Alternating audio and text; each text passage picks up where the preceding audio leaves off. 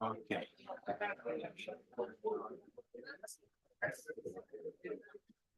Bueno, muy buenas noches. Eh, Quisiera agradecer la presencia de ustedes en este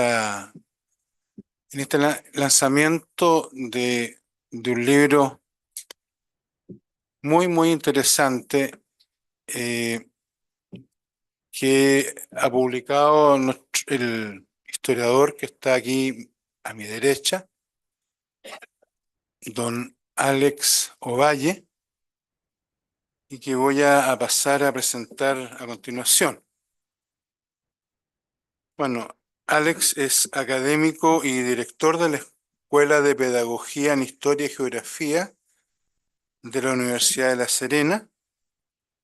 Es doctor en Historia por la Universidad de Chile. Ha sido investigador, visitante eh, en,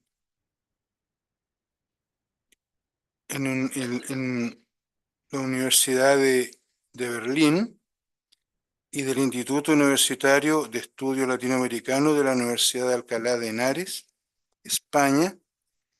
Es miembro de la Comisión de Historia en Chile del Instituto Panamericano de Geografía e Historia, organismo especializado de la Organización de Estados Americanos OEA, investigador responsable del proyecto Fondesit de iniciación número 1124-1154, titulado Articulación de la Escuela Nacional en la provincia de Coquimbo, 1850-1890, autor del libro Devoción, Prestigio y Sociabilidad, Cofradías en Santiago de Chile, 1700 hasta 1770, editorial Centro de Estudios Bicentenario, 2018,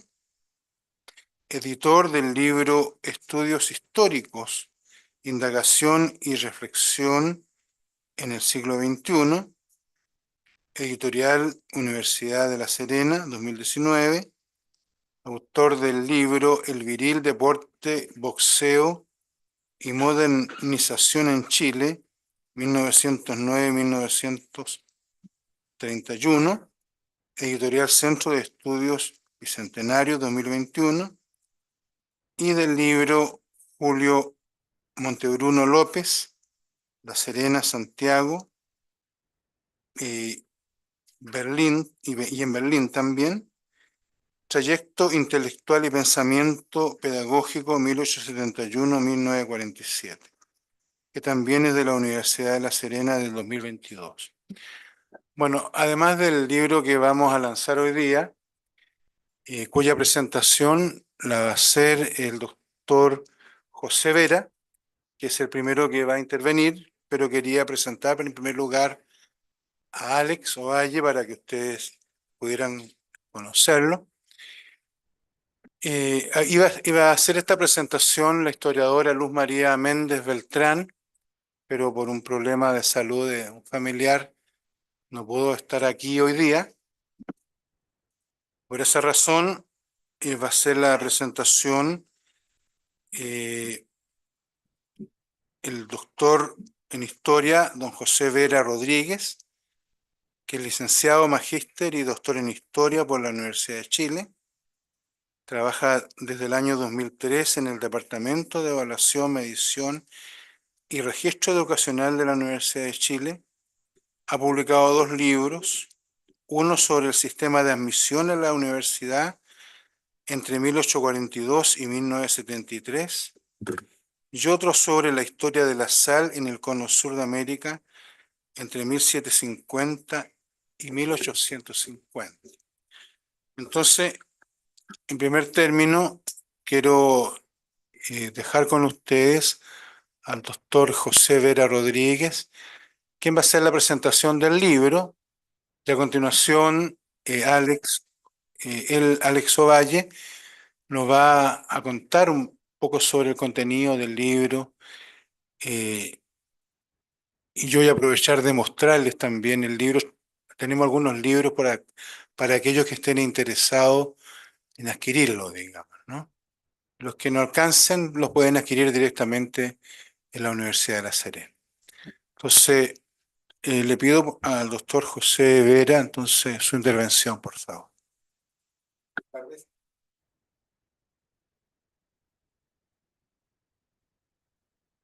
Ya, ahí sí, ya. Yo estoy fuera del ámbito de exponer habitualmente, así que me van a excusar ese detalle. También, como dijo nuestro presentador oficial, como pueden ver, yo llegué aquí como un bombero a reemplazar a la profesora Méndez, así que eh, los aportes que haga bien y si en algo me equivoco, me van a excusar. Primero voy a hablar respecto a quién fue, a grandes rasgos, José Tomás Urmeneta, ¿ah? El hombre cuyo diario es el libro que nuestro colega tuvo a bien transcribir y publicar.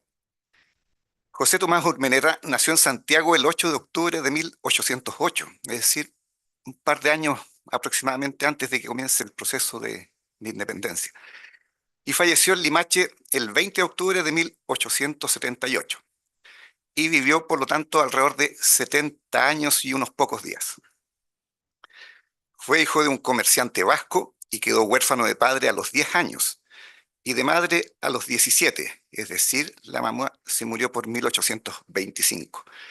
Según los antecedentes tradicionales que teníamos respecto a su educación, en una escuela particular en Boston, en Estados Unidos, habría viajado en 1823, donde estudió en un colegio mercantil y después de estudiar y trabajar como vendedor de agujas para costear sus estudios, volvió a Chile en 1827. Eso es lo que teníamos como algo clásico, pero este libro viene a decir otra cosa como veremos más adelante. Ese, el mismo año de 1827 viajó a Europa comisionado por una compañía mercantil y hasta 1831 se desempeñó como agregado de la legación chilena en Londres. Una vez de regreso en Chile, pasó a administrar la hacienda Sotaquí, allá en la cuarta región, cuyo dueño era su cuñado Mariano Aristía. En las proximidades de esta hacienda se encontraba el Cerro Tamaya, en el que había una boca mina en estado de abandono, la Mayaca, la cual denunció en 1833 y que comenzó a explotar con entusiasmo, hasta que encontró una rica porción de cobre equivalente a unos 300.000 pesos de la época, y luego denunció otro filón que excavó durante 10 años. A este hombre, si mal no recuerdo, por su incesante búsqueda durante unos 20 años, los lugareños le llamaban el loco del burro, ¿ah? Hasta que el loco le dio el palo al gato. Pero este es un loco que veremos más adelante, no solo le dio ese palo al gato, sino que a otro más. Eh, y entonces se encontró esta beta principal, pero le faltaron recursos para poder continuar. Y posteriormente, en 1852, dio con una rica beta que le permitió convertirse en el hombre más rico de Chile, o uno de los más ricos de Chile y de Sudamérica. Enseguida procedió a crear una fundición en Tongoy para hacerla funcionar, trajo expertos desde Estados Unidos y Europa, y también hizo construir un ferrocarril que unió la mina con la fundición y el puerto de embarque. Aquí se llegó a producir en algunos momentos el 50% del cobre que se comercializaba en el mundo. Poco después, en 1858, construyó otra fundición en Guayacán, la mayor del mundo en su época. Este empresario también prosiguió su labor en la minería en el norte y también incursionó en el carbón de piedra en Lota. Sin embargo, era un hombre con más facetas y también incursionó en actividades agrícolas y en 1855 compró unos predios de secano en Limache y luego que se construyó el canal Waddington, pudo regar sus tierras donde plantó cepas de viñas francesas y e hizo de este predio uno de los más modernos de América del Sur. Otra faceta fue la de filántropo, pues ayudó al cuerpo de bomberos y también fue un protector del Hospital San Vicente de Paul. Por otra parte, también incursionó en la política. Fue diputado por Ovalle y Elqui entre 1846 y 1855 y senador hasta el año 1864. Estuvo vinculado al Partido Liberal y también probablemente su mayor logro en el ámbito político fue haber sido candidato presidencial en el proceso eleccionario en el que venció José Joaquín Pérez Mascayano.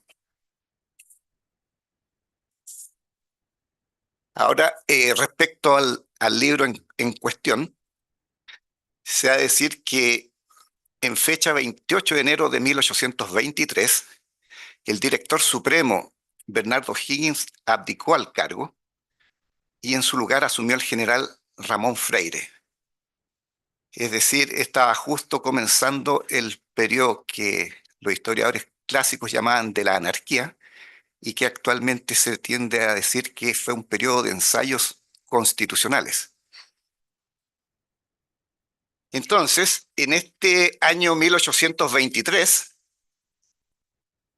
eh, Urmeneta expresa que llegó a Estados Unidos 6 meses después de haber salido de Chile, pues el diario comienza cuando él sale de Río de Janeiro hacia el norte.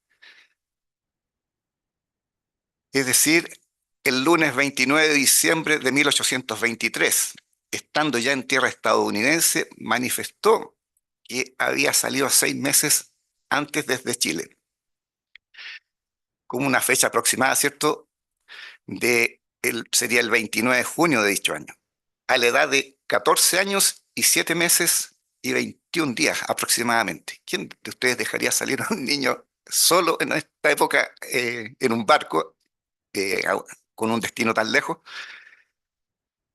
Bueno, desde Río de Janeiro, como dijimos, zarpó el lunes 22 de septiembre de 1823 y demoraron 99 días. Él dice 87 y expresó que en el barco en el que iba, que era un bergantín, es decir, un barco de dos palos o de dos mástiles, el bergantín Mapocho, fue el primero en enarbolar la bandera de Chile en Nueva York, en Estados Unidos, ¿cierto? El 4 de enero de 1824. Hay unos enarbolamientos previos cuando él ya está llegando a Estados Unidos, pero en Nueva York la vuelven a enarbolar, ¿ya?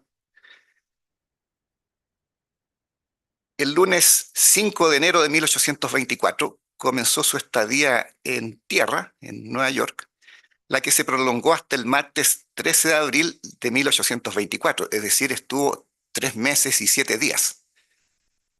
Y ahí es donde difiere, ¿cierto?, de lo que habíamos dicho hace un rato, de que estuvo del año 23 hasta el 27 allá estudiando, y probablemente él, luego de volver a Chile, tiene que haber vuelto allá porque su biografía tradicional dice que obtuvo un título allá. Luego volvió a Chile a bordo de la fragata Lion, cuyo destino era Valparaíso. La fragata se distingue respecto del bergantín, es que es un barco de mayor calado, ¿cierto? Es un buque de 3 mástiles y de velas cuadradas.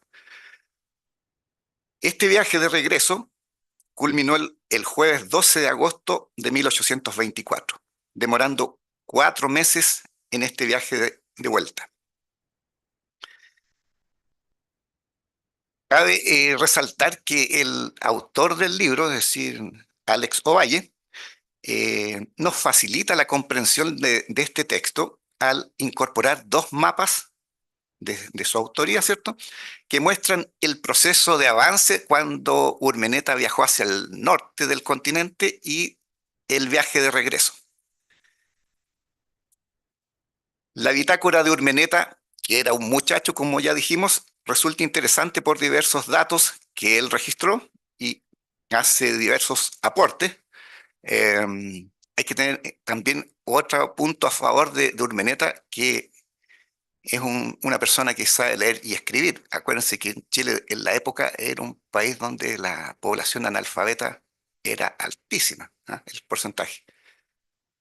También es interesante el registro de las coordenadas, ¿ah? En el viaje hacia el norte entrega las coordenadas, pero en el viaje hacia el sur tiende a olvidarse de ese detalle o bien no tuvo acceso a que se lo proporcionara. Entonces va entregando la posición del barco en términos de latitud y longitud en relación a la fecha del calendario. En este aspecto se puede mencionar su paso por un sector del Triángulo de las Bermudas, ¿ah? En su ida al norte, aunque él, por supuesto, no sabía que estaba pasando por el triángulo. Eso es algo que sabemos nosotros en esta época. Y a mí me llamó la atención cuando fui viendo las coordenadas que entrega él en el mapa. Entonces, se lo comento, pero no le ocurrió nada extraño, si no, no lo tendríamos comentando el libro. ¿Eh? O sea, perdón, no hubiera hecho no hubiera llegado a nuestras manos el texto. Eh, y para el caso nuestro, para el caso mío, es de especial interés este viaje de regreso, aunque no mencione la latitud, cuando navega por el sur de la isla de Tierra del Fuego y luego por el Cabo de Hornos hasta llegar a Valparaíso. Aquí permite obtener una apreciación de cuánto tiempo podía demorar un barco a vela en cruzar el sector relacionado con el Cabo de Hornos y luego la cantidad de días en llegar a pasar frente a la isla de Chiloé o Concepción y finalmente Valparaíso. Por ejemplo, pasó frente al Cabo de San Juan, situado en el extremo oriental de la isla de los Estados en la noche del 15 de julio de 1824. Y unos 9 días después, en el día 24 de julio, señala que el curso de la navegación es oeste-noroeste, es decir, no da la latitud, pero sí va dando la dirección del barco, y ahí me permitió ver en qué momento el barco gira hacia el norte, o sea, estuvo alrededor de 9 días en la zona al sur de Tierra del Fuego.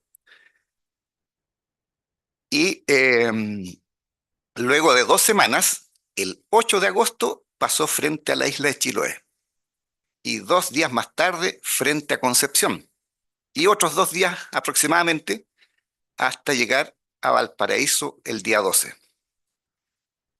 En otras palabras, el segundo mes más lluvioso de ese año en Santiago fue julio, ¿ya?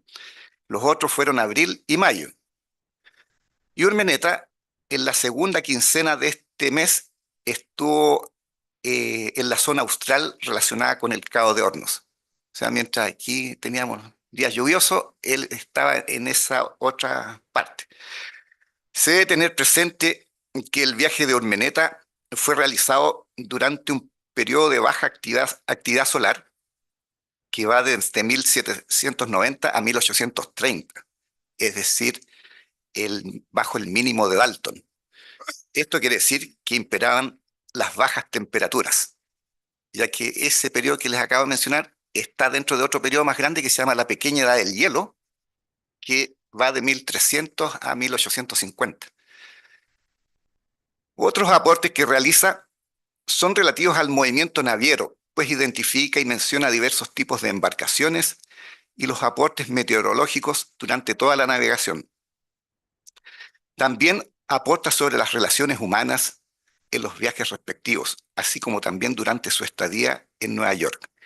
Ahí me llamó la atención su inquietud pues él está en un taller o fábrica donde cortan mármol, ¿ah? Y menciona cómo cortan el mármol los estadounidenses. Y también fue de su interés visitar diversas iglesias protestantes y eh, ver qué ceremonias realizaban. Por otra parte, eh, les había mencionado hace un rato que él también le había dado el palo al gato antes del descubrimiento del fabuloso mineral de cobre.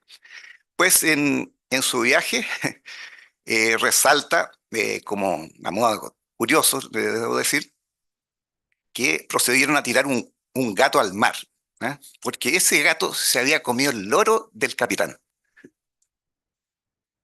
Por otra parte, cabe resaltar que este aporte que ha realizado el historiador Alex Ovalle es significativo, no solo por lo ya señalado, sino que también porque contribuye a esclarecer un tramo de la vida de este destacado hombre de empresa del siglo XIX, que fue José Tomás Urmeneta.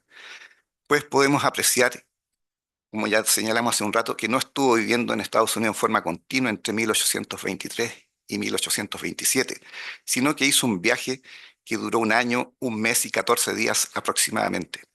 Quizás posteriormente volvió a Estados Unidos. Bueno, uno podría seguir un largo rato más, pero creo que con eso basta y de señalar que para el historiador esta es una fuente muy rica. En el caso mío, que yo estudio la historia del clima, un gran aporte y gracias por el trabajo hecho. Eso.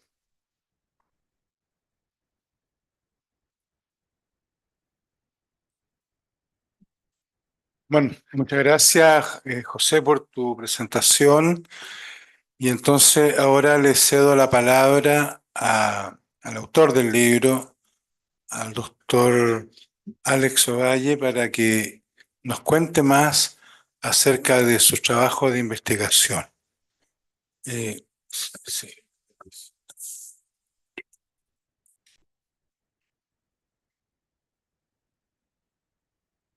Buenas tardes. Más largos los días. Ya. Bueno, en primer lugar, agradecer la invitación de Javier Jofré y al Instituto de Ingenieros de Minas de Chile.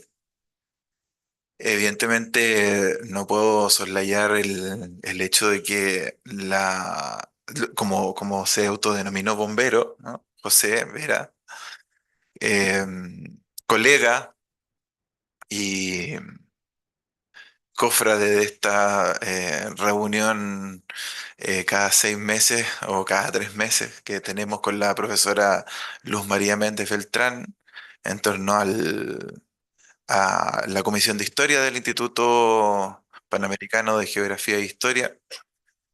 Eh, Aprovecho también de saludar a Marta Mera, que es nuestra representante también ahí. Em, Y bueno, en realidad yo vengo a conversarles un poco para invitarles a leer el libro. Creo que José también ya hizo una introducción bastante interesante. Y también tengo que partir dando todos los agradecimientos ya por la invitación y por la organización de este evento.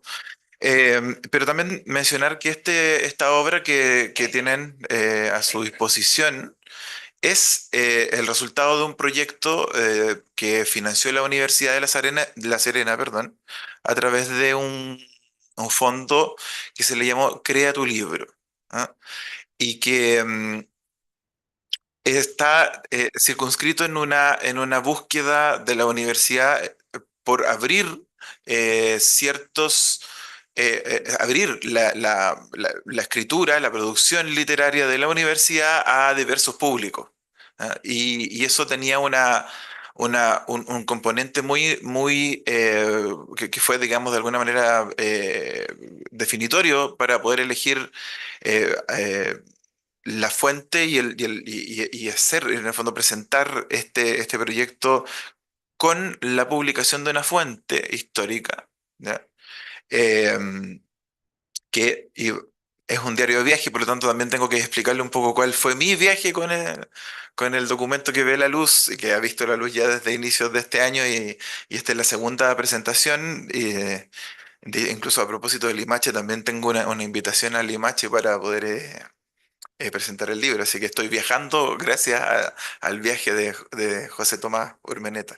Y yo le digo José Tomás y no don José Tomás porque la relación que tengo yo con él es a partir de este diario, ¿ah?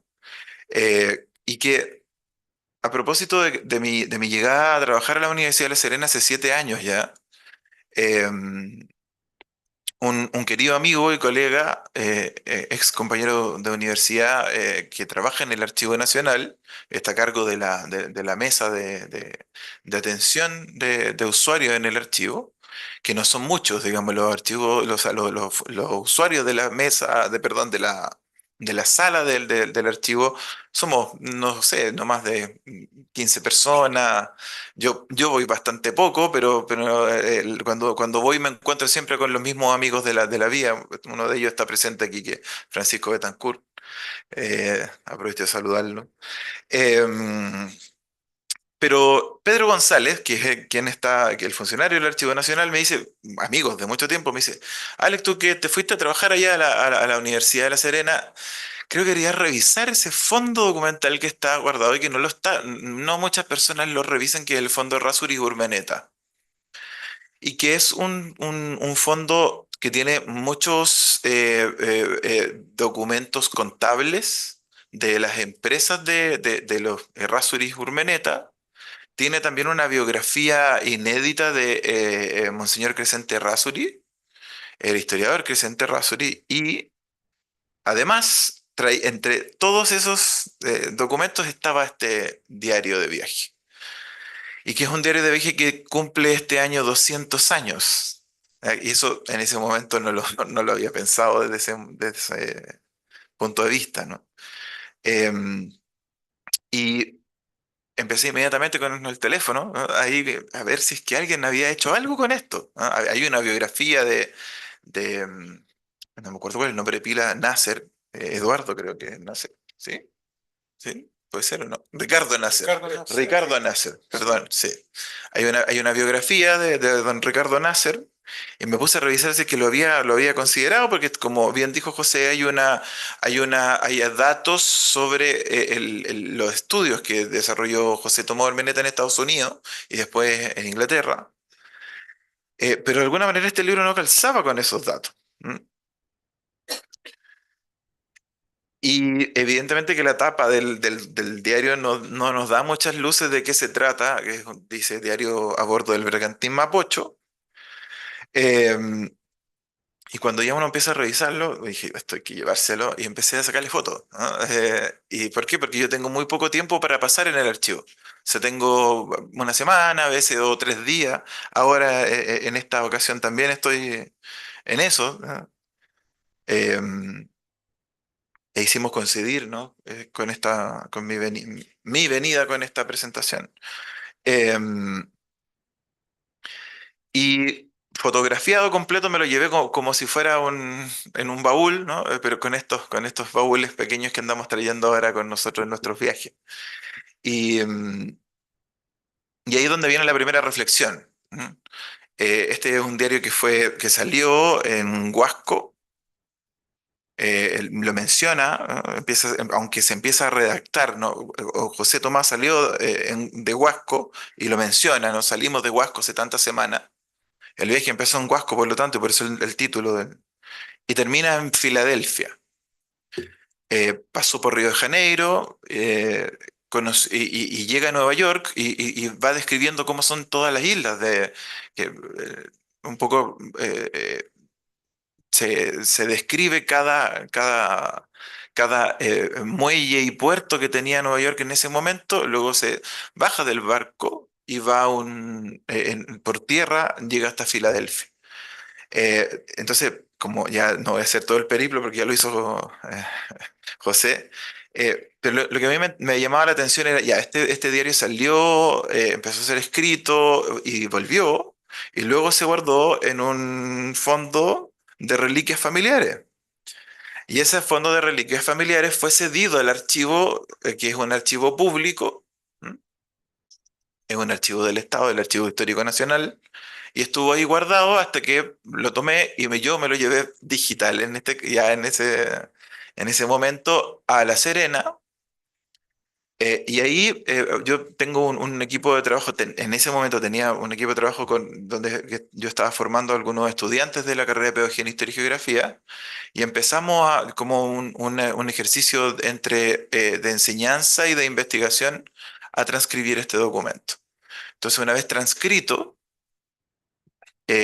las preguntas que surgían en la investigación son lo que después yo les dejo ahí a disposición en el estudio preliminar. Em, y que, por lo tanto, eso es, ese es el trayecto, ¿no? Del diario. Y mi relación con el diario. Después de eso, nosotros, junto con mi alumna aventajada, Karen Mondaca, uno siempre tiene como un estudiante que es más curioso, que le gusta, y terminamos de hacer la transcripción y de hacer la revisión paleográfica mientras yo estaba en Madrid. Entonces, y el libro, por lo tanto, se fue por un correo electrónico y llegó a La Serena para hacer todos esos trayectos de alguna manera muestran como que no solamente el mundo actual es este mundo globalizado, como lo vemos nosotros, llenos de aviones de un lado hacia el otro, barcos, ¿ah? Ese mundo inmenso, pero que a la vez también está controlado de algún modo por los seres humanos, de algún modo controlado, porque como se ve en el diario, no, las personas que viajaban en el siglo XIX y las personas que viajan hasta el día de hoy están a merced, ¿no? de las inclemencias del clima, de que se hizo un mal cálculo puede salir algo mal. ¿Ah? Hay enfermedades que surgen en los viajes largos. Magallanes no alcanzó a terminar su travesía, digamos. O sea, entonces, una de las cosas que le ha llamado la atención a muchas personas cuando lo han leído el libro, que tiene este estudio preliminar y que luego viene la transcripción in extenso, es la juventud de José Tomás Ormeneta, ¿no? La infancia, una infancia que no existía necesariamente en el siglo XVIII. En la colonia los niños no eran niños. ¿Ah? Las personas recibían un nombre ya cuando estaban más o menos relativamente criados, ¿no? Cuando uno dice, esta guagua ya está criadita, no está grande, ¿no? Entonces, también esta ausencia de ritos de paso que tienen las sociedades tradicionales, una de esas, que una de las cosas que a mí me llamó la atención, era embarcar a estos chicos, que lo conversamos con la profesora Méndez, que en general a los jóvenes que querían, que son jóvenes era de la aristocracia, ¿ah? Y que luego de la oligarquía, esta oligarquía decimonónica, por lo tanto son personas que es un viaje de estudios, entre comillas. ¿Ya? Ese sería como lo que yo alcanzo a percibir. Y es este chico, ¿no? Imberbe, que lo suben al barco y lo llevan así. Y él empieza lo interesante de esto es cómo se sorprende ante las cosas, ante el clima, ante la fauna, la flora. ¿Ah? Y va haciendo anotaciones, y que eso es una de lo interesantes del texto, es cómo va evolucionando su manera de escribir.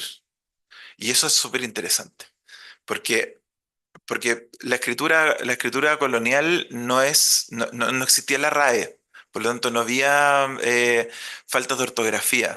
Entonces él está descubriendo no solamente su escritura en castellano, sino que además está descubriendo su escritura en inglés. Por lo tanto, ese cruce entre ambos idiomas lo hace mucho más enriquecedor. Porque de verdad él no está de paseo, sino que está finalmente estudiando y enfrenta este diario como la bitácora que va como quien termina la investigación y lo va a entregar. Lo que pasa es que no había profesor en ese momento. ¿Ah? No. Em, entonces, esa evolución de la escritura también es algo que es muy interesante, y que para nosotros fue un dolor de cabeza, ¿ah? Porque a veces escribía de las palabras de una manera, después de otra, entonces tuvimos que cranearnos ahí, darnos golpes en la cabeza para poder darle curso a la transcripción, ¿no? Em, Y que también está inserta, y quería volver un poquito a lo que conversamos con la profesora Méndez, y que también lo ha dicho muy oportunamente José. La idea del viaje del siglo XIX, estas sociedades que venían saliendo recientemente del orden hispano, ¿no? Estaban en un proceso de descubrimiento cultural completo. O sea, ellos después, o sea, José Tomás Urmeneta después se iba a hacer cargo del país. ¿ah? Entonces, no es baladí, ¿ah? El hecho de que lo hayan enviado porque iba a ser un líder después, así como ahora las personas van a estudiar afuera, ¿ah? Y obtienen ciertas armas que acá quizás no tenemos, ¿ah? Todavía, ¿ah? Entonces, el diario de viaje siempre está relacionado con ser pionero, ¿no? Que sería como el otro elemento y la relación que se habla siempre, ¿no? De este mundo colonial como un poco oscuro, que no es para nada oscuro, ¿ya? Eh, entonces, es todo el acervo cultural que tiene él en el mundo colonial y que va a encontrarse con otro mundo que es el mundo norteamericano, ¿no? Particularmente estadounidense. Y esto es un poco lo que dice o plantea el historiador alemán Stefan Rinke, en un libro que se llama Los encuentros con el Yankee, que se los recomiendo. Todo este tipo él dice que estos eran viajes interplanetarios, ¿ah? Porque son órdenes distintos, ¿ah? Orden, de ahí viene, ¿no? La palabra mundo, ¿no? El universo. Entonces, este es un viaje, ¿no? Donde él comprende este choque cultural y que de verdad, y esta nave espacial que serían las embarcaciones que bien describió José, son estas naves espaciales para los viajes interplanetarios. Eh, y por eso que le llama la atención las costumbres. Y una parte donde dice, yo no sé por qué esta gente tiene una iglesia para la noche y otra para el día. ¿Ah? Como, no como nosotros, que tenemos una que ocupamos siempre. Y la otra anécdotilla que es muy interesante, que es que se encuentran con una fragata portuguesa. Ahí están todos, yo me imagino a todos los marinos tratando de hacerle una broma al jovencito y le dicen, oye, pero... Y le empiezan a tocar, dile, tócala. ¿Ah? Le empiezan a ustedes saben que... Y él empieza a decir, escribe, ¿no? Dice, bueno, y toqué este pez, ¿ah? Porque aquí él dice, cree que es un pez, ¿ah? Lo toca y dice, y sentí la mano como si me hubiese tocado ortiga, ¿ah?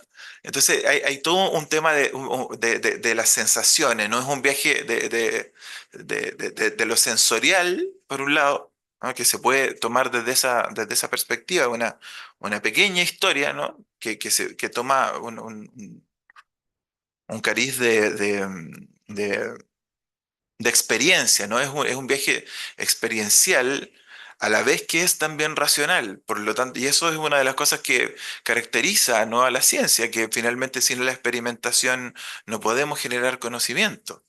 Por lo tanto, es completamente educativo para José Tomás este viaje, ¿no? Y hay una última anécdota que es muy interesante, que en el caso mío que yo me dedico a la historia cultural, cuando pasan por el Ecuador, eh, se encuentran con, se mete dentro de la cultura y empieza a decir, bueno, nos encontramos con Neturno, ¿ah? Que es Neptuno. ¿Ah? Y él escribe Neturno, Neturno, es difícil, en el fondo. Y hay un rito que la primera vez que pasaban los jóvenes eran recibidos por Neptuno y por su esposa y lo va describiendo como es y los hacen brindar y a la gente que estaban en el barco que tenían barba los afeitaban. Entonces también a propósito de los ritos de paso, entonces eh, eh, es todo, digamos, el ser marinero en ese momento también en lo experimento. O sea, hay muchas aristas y yo ahora que escucho a José y que él tiene su expertise, ya entiendo que de alguna manera está logrado lo que se intentaba hacer, que cuando uno pone a disposición una fuente documental, eh, las lecturas que hacemos todos son distintas. Y eso es lo interesante. Y eso es lo que hace, y también está un poco en la presentación, ¿no? La intención de poner a disposición una fuente que tiene 200 años y que cada quien puede leerlo y encontrarle cosas que yo no me había fijado en todas esas cosas o bien no le puse tanta atención, digamos. ¿Ah? Por lo tanto, eh, la última decisión era si es que íbamos a hacer una transcripción crítica del documento o una transcripción paleográfica del documento.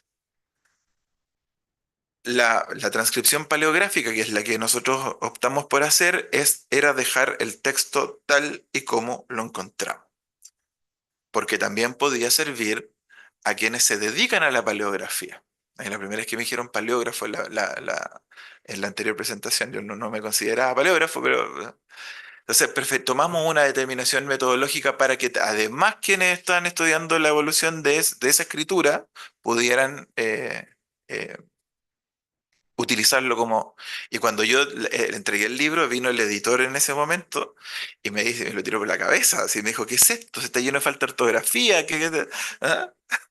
Entonces yo le tuve que explicar, mira, lo que pasa es que nosotros optamos por hacer esto, y qué sé yo, de dejarlo como así, tal, lo más fiel a como lo había escrito.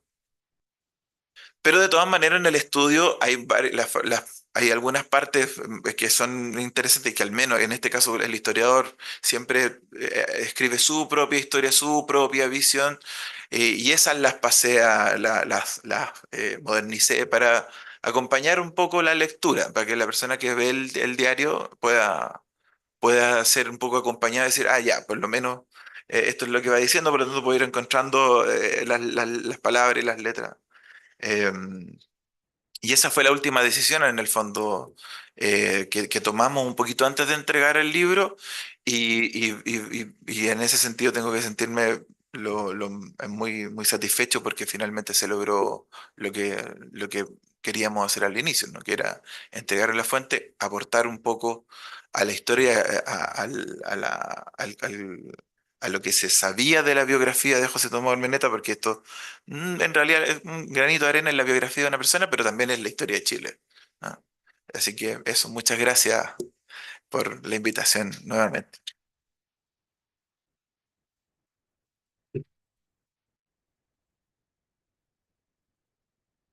Permítanme mostrarles el libro.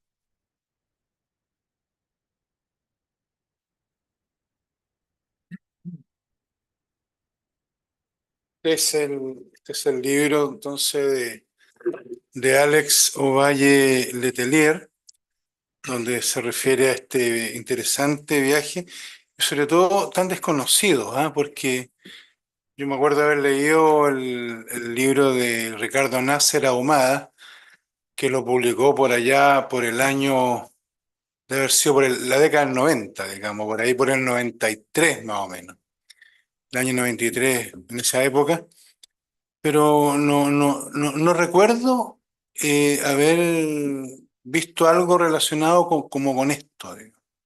Como que esto no estaba, era una biografía bien completa, ¿ah? Pero esto como que no parecía, digamos, como que estaba de alguna forma escondido. Entonces este descubrimiento que hace Alex y saca a la luz este viaje de este adolescente, diríamos, ¿cierto? Que hoy día a lo mejor que viaje un adolescente a otro país es una cosa no tan extraña, pero en esa época era bien extraña porque eran 4 meses de viaje y no siempre con la posibilidad de que se iba a llegar a destino, digamos, porque las embarcaciones eran bastante frágiles además. Entonces, eso yo lo encuentro extremadamente valioso y muy bueno. Así que agradecer tanto a Alex como a José Vera por traernos a nuestro instituto y a la Corporación Minería y Cultura este trabajo que nosotros, por supuesto, vamos a promover a través de la página web de la institución y que queda a disposición de todos ustedes, ¿ya? Y bueno, y decirle a ambos, digamos, que quedamos a la espera de sus próximos libros para también volver a lanzarlos acá, digamos. Este es su lugar justamente para eso. El próximo mes, de hecho, en agosto, tenemos una charla de Luz María Méndez donde ella va a referirse al libro de su esposo fallecido y su libro póstumo de Sergio Vergara sobre la minería del oro en el extremo sur de Chile y que ella está actuando como editora, digamos. Entonces, ese proyecto nosotros lo estamos patrocinando como corporación y ella entonces va a dar a conocer eh, ese texto, digamos, que publicaremos una vez que tengamos los recursos para hacerlo, porque estamos todavía en el proceso de postulaciones y esas cosas. Pero ya Luz María lo va a presentar desde el punto de vista de su contenido en el próximo mes de agosto. Y aprovecho de invitarlos a esa charla y para el mes de septiembre también los invito a otra charla que va a dar Jorge Menacho, el doctor Jorge Menacho, ¿cierto? Muy conocido por varios de los que estamos acá. Yo, bueno, he trabajado con él en el CIM, por ejemplo, trabajamos juntos hartos años. Y él va a publicar un libro con el patrocinio de la corporación también que se llama Portezuelas, donde él habla de su experiencia en el CIM, en Chuquicamata, y también tiene una pequeña biografía de Alex Zútulo, ¿ya? Que fue el primer director ejecutivo del CIM, que es muy interesante. Y para octubre, aprovecho de contarles también, el otro día tuve la oportunidad de participar en un evento con nuestro querido amigo de la corporación y del instituto, un miembro honorario del instituto y de la corporación, Gastón Fernández Montero, que está acá presente, donde se hizo una presentación de eh, el documental que se está filmando todavía sobre Ignacio Domeyko, donde hay un periodista que se llama Eric Bellido, que lleva 25 años investigando a Domeyko. Y este documental se ha grabado y se está grabando en tres países: Polonia, ¿cierto? El país natal de Domeyko; Francia, donde él se formó como ingeniero de minas en la Escuela de Minas de París; y por supuesto Chile, donde vivió gran parte de su vida. Entonces, asistimos ahí a un restaurante, La Gárgola, ahí en el barrio Yungay, el día sábado, donde Gastón, junto a un historiador y a un sociólogo, hicieron una presentación de este trabajo y vamos a repetir esa experiencia acá porque yo la encontré extremadamente interesante. Así que tengo que hablar todavía no he invitado a Eric Bellido, pero ahí tengo como nexo a nuestro querido amigo Gastón, que seguramente va a facilitar que Eric venga acá. Ernesto, tú habías pedido la palabra. Adelante, por favor. Como médico psiquiatra y aficionado a la minería, que estoy aquí gozando de el modo de pensar y de transmitir el pensamiento No, parece que no está conectado, ¿eh? Bueno, entonces a mí me llama la atención profundamente la formación de este muchacho, el espíritu descriptivo, el espíritu, podríamos decir, científico, a los 13, 14 años. Entonces, mi pregunta es a don Alex, ¿cómo, cómo se formó esta mente y este cuerpo? Porque un niño de 13 años es un adolescente que hoy en día está lleno de confusión y lleno de pensamientos mágicos, pensamientos de slogans.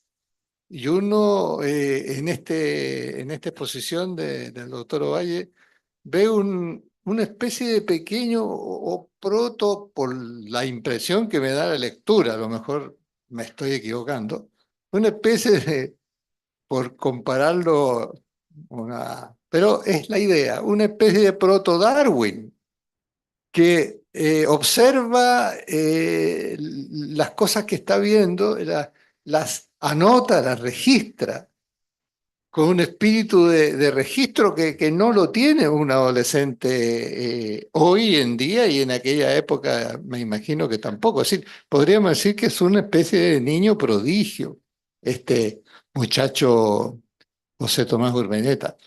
Entonces, aparte de sus condiciones personales, biológicas, de una increíble inteligencia, está la formación, como señalaba el doctor Ovalle, digna de un presidente de la República. Y tenemos 13 años, 14 años. Eso.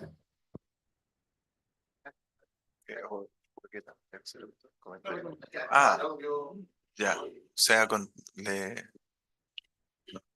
sí. Ernesto y ahí continúa. Muchas gracias por la... Yo creo que, bueno, esto de que los historiadores estudian el pasado nomás, ¿no? Ya, digamos, nunca ha sido así, digamos, en realidad no ya, nunca ha sido así. Nosotros estudiamos historia porque queremos entender el presente. Y su reflexión al tiro me lleva a cómo nosotros estamos pensando el futuro también, ¿ah? De nuestros jóvenes. Y, y me voy a ir por ese lado, ¿ah? Porque me pareció más contingente quizás. ¿Ah? Y de una conversación que siempre que tuvimos una vez con la misma profesora Luz María Méndez, me decía, sí, en realidad los jóvenes de las élites en Chile eh, eran expuestos a estas experiencias, ¿no? De, me decía, a propósito de las familias vascas en ese momento, que ponían al joven a trabajar, a entender cómo funcionaba cada parte de la empresa, ¿ah? Para poder después entender cómo funcionaba cuando vas a dar las órdenes. ¿Ah? Efectivamente, es interesante porque si bien Ricardo Nasser hace alusión a la educación universitaria que tuvo José Tomás Ormeneta, esta otra formación de, que está relacionado un poco como con la práctica, ¿no? O sea, de qué manera, vamos a decir, una persona que después se dedicó a la minería y que sacaba eh, sendas embarcaciones, ¿no? Con cobre, eh, tenía que entender en el fondo qué es lo que significaba llevar de un lugar a otro los costos, el trayecto, ¿no? Que está muy ligado a eso, porque José, la familia Errázuriz Urmeneta y la empresa, ¿no? Tenían estas fundiciones en Guayacán y Tongoy y sacaban el, el metal, ¿no? De ahí.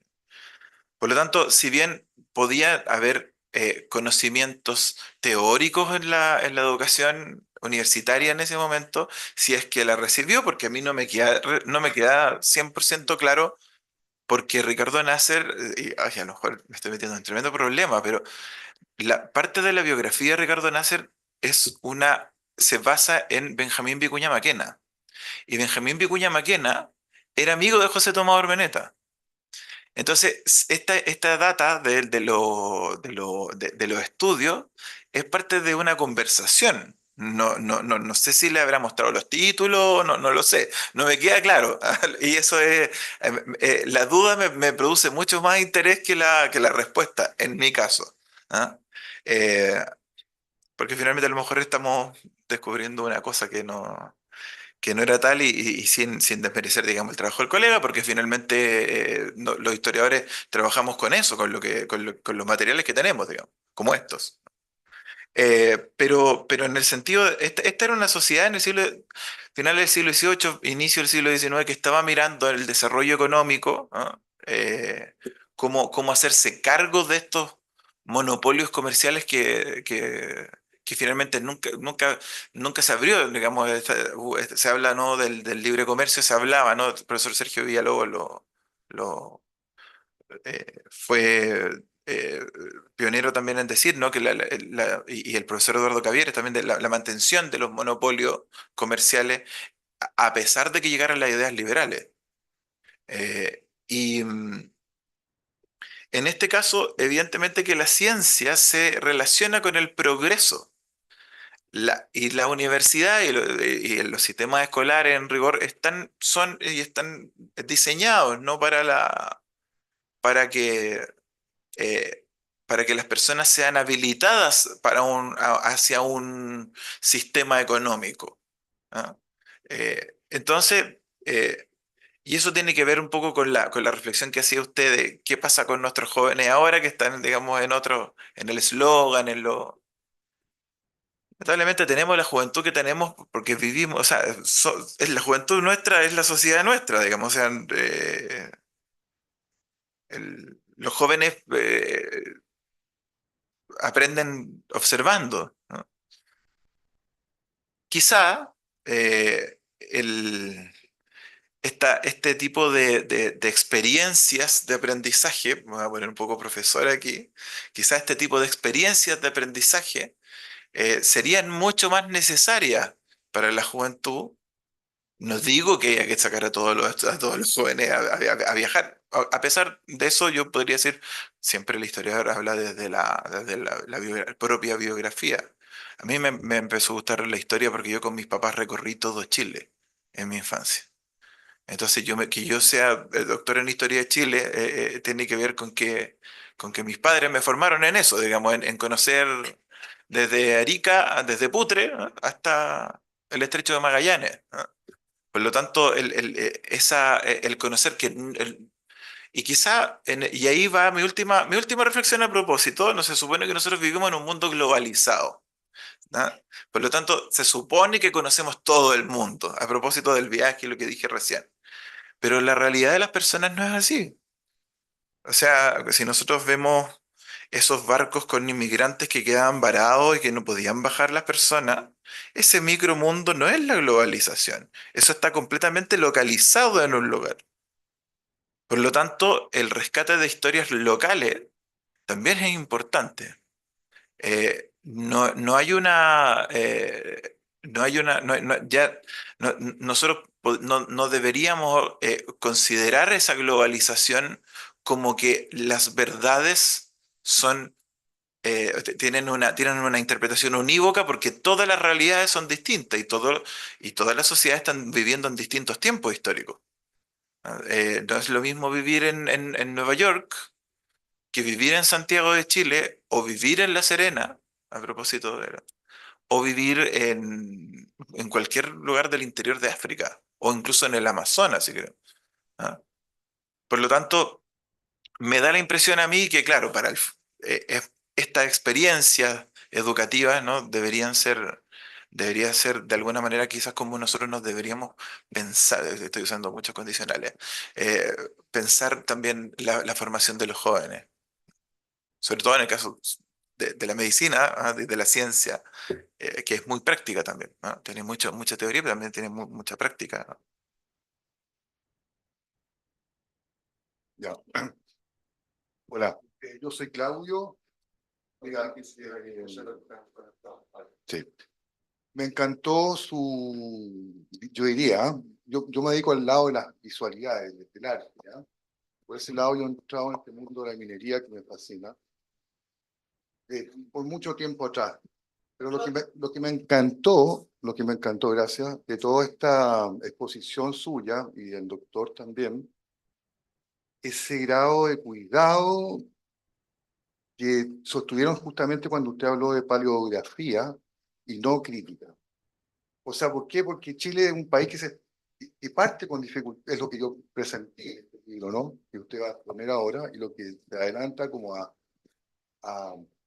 poner en este caso, que, claro, o sea, irse a Estados Unidos viajando, un chico, bueno, uno lo podría pensar tal vez porque en esa época estaba el siglo de las luces, la ilustración, o sea, era mágico, ¿sí? Sobre todo las personas de familia que habían conocido Europa, de alguna manera invitaban al chico a que se ilusionara y bueno, y si tenía la suerte de hacerlo, fantástico.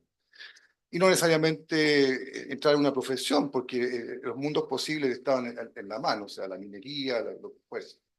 Había una forma de poder. Entonces también yo creo que en ese sentido me gustó tuve que descubrir lo que era paleografía, no sabía lo que era, y que es mostrar tal como está el texto. O sea, en el fondo es como que recaban como quien dice un focus group, una cosa que está auténtico, puesto ahí, y no se tergiversa, sino que es lo que hay en la época. Eso es paleografía, ¿no?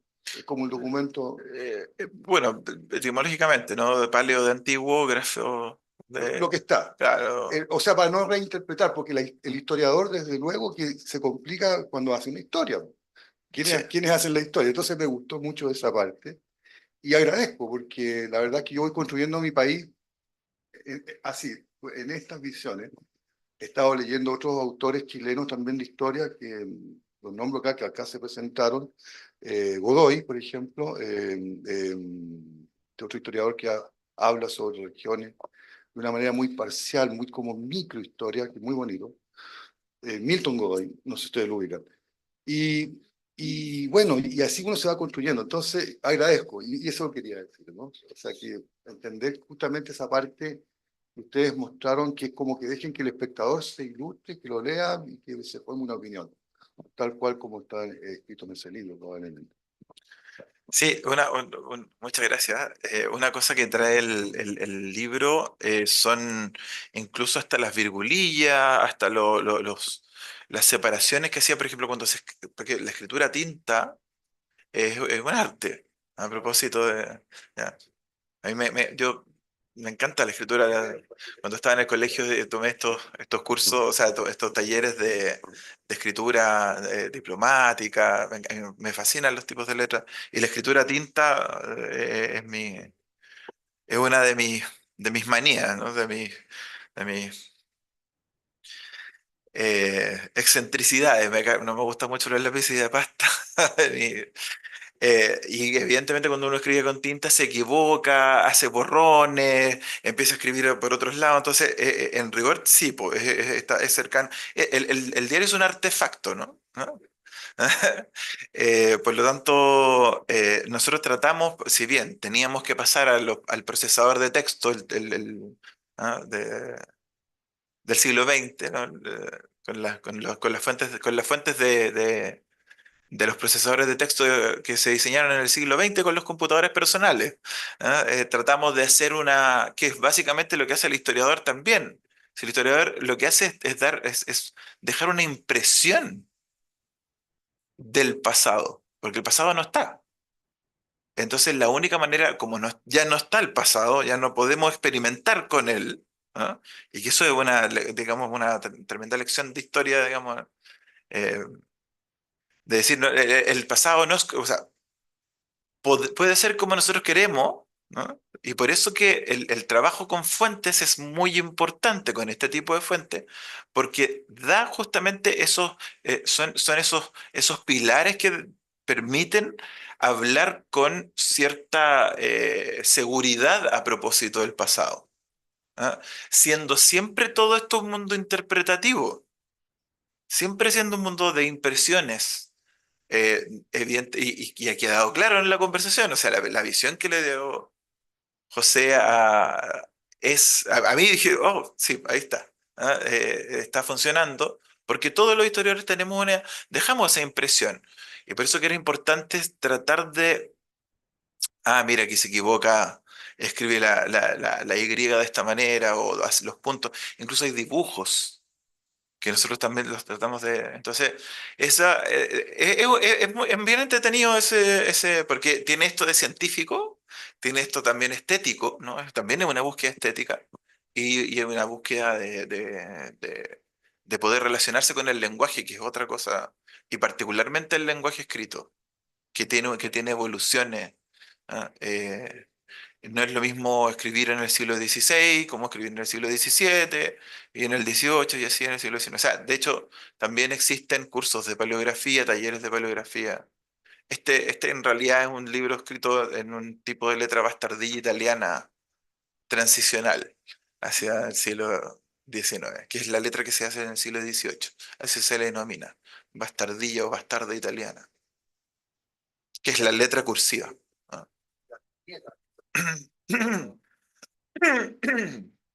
Eh, Marta.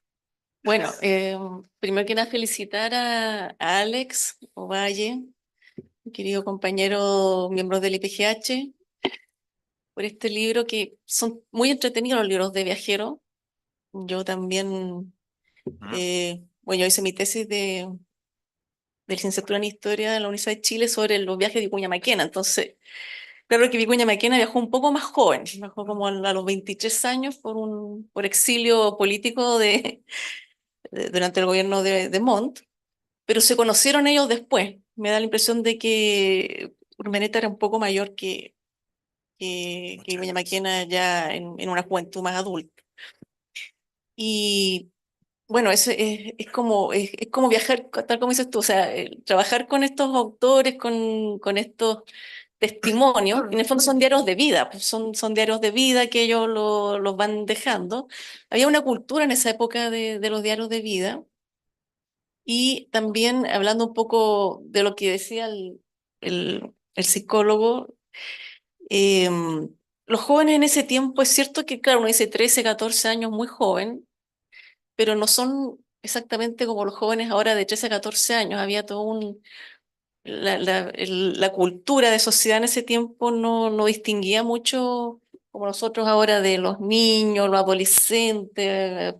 Por ahí el otro día alguien me decía, no, si son adolescentes hasta los 25 años, me decían. Yo decía, yo soy profesora, yo decía, uy, que nos toca largo entonces, si son adolescentes hasta los 25.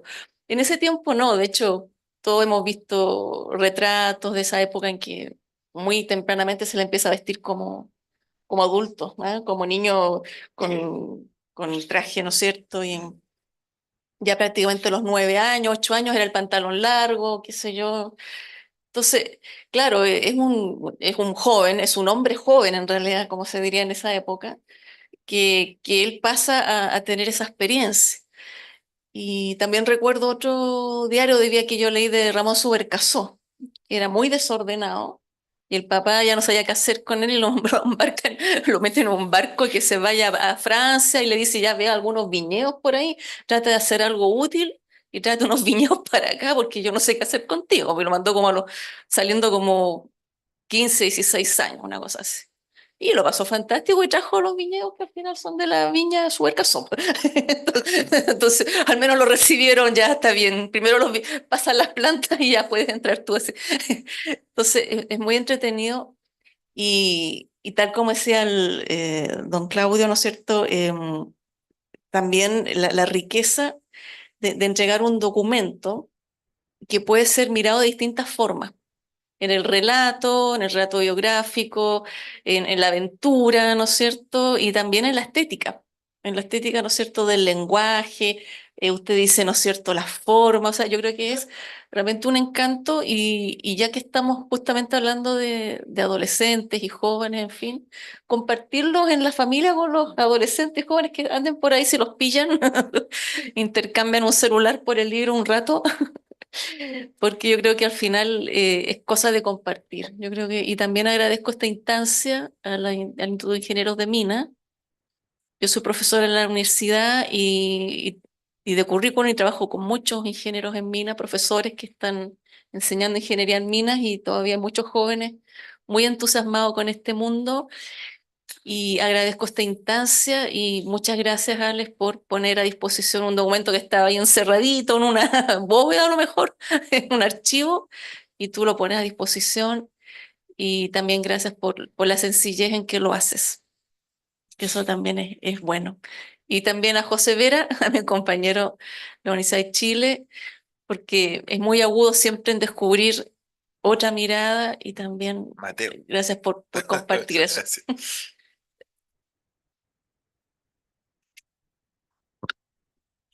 Bueno, no sé si hay más consultas para nuestros historiadores. Yo me acuerdo que la otra vez cuando estuvo José Vera, que presentó el libro que lanzamos el año pasado de Luz María, al final se armó una tertulia increíble, digamos, porque terminamos hablando de Jorge Nostroza, me acuerdo, y de Adiós al séptimo de línea, de los húsares trágicos, de toda esta bibliografía de historia novelada, que es realmente fantástica y que desafortunadamente es solo una ilusión, digamos, es una historia ilusoria, digamos, de los acontecimientos, con algunos hechos puntuales que son ciertos, que son verdaderos.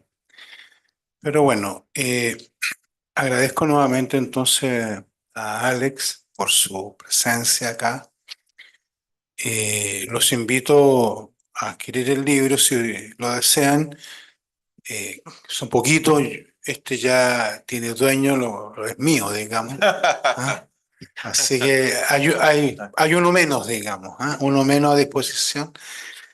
Y agradezco también a José Vera por su muy interesante presentación y por esa mirada distinta, ¿cierto? En aquella oportunidad pasó algo muy similar de dar esa mirada diferente, digamos, ¿ah? Eh, y que sin duda produce algo interesante en los interlocutores. Así que ahora los invito para que continuemos conversando del tema en un vino de honor, ¿cierto? Y aprovecho también de agradecer a las personas que están participando vía Zoom de de este lanzamiento y, y aprovecho de invitarlas a que se animen a venir presencialmente acá porque nada puede reemplazar el contacto físico con las personas. Nada, absolutamente nada. Así que muchas gracias, buenas noches y a compartir y a seguir conversando, pues. Y bueno, aquí está el libro. Yo lo pido, no hay problema.